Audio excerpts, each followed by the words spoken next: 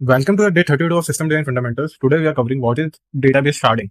Firstly, we understand sharding. Sharding is a method of horizontal scaling where a large database is split into smaller, faster, and more manageable pieces called shard. It is simply, I have a single database. Now I am scaling the database, dividing it into small pieces called shard. So I can manage them easily.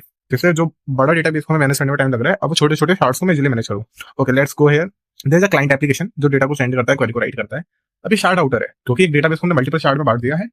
पूरा एक database है, उसको हमने shards में बांट दिया है. For example ये शार्ड 1, शार्ड 2, शार्ड 3, यानी डेटाबेस का सर्वर ए बी सी. अब इसमें रोज 1 से 10 मिलियन, 10 से 20, 20 से 30 इस तरीके से है.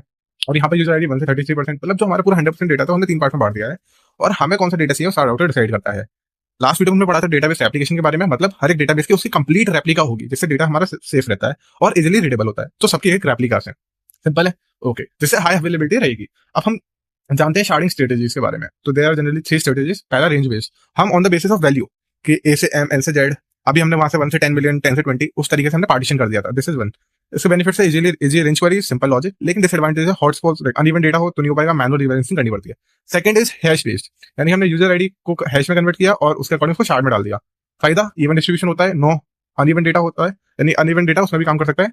पर रेंज क्वेरीज में हार्ड हो सकता है, रिशार्डिंग भी कॉस्टली हो सकता है. Third is directory based. ठीक है, लाइक हमने सबकी की यूएससी है, उनको शार्ड 1 में ईओ यूके शार्ड 2 इस तरीके से हमने कर दिया. फायदा फ्लेक्सिबिलिटी ज्यादा होती है, रीअसाइन करना इजी होता है. दिक्कत है लुकअप टेबल और single point of failure. Okay, now we come to the common sharding problems. पहला uneven load.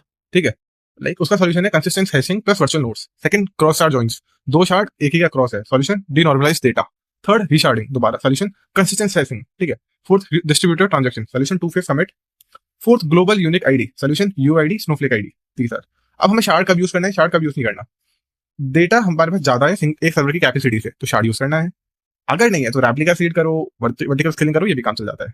For such content follow the code while ending.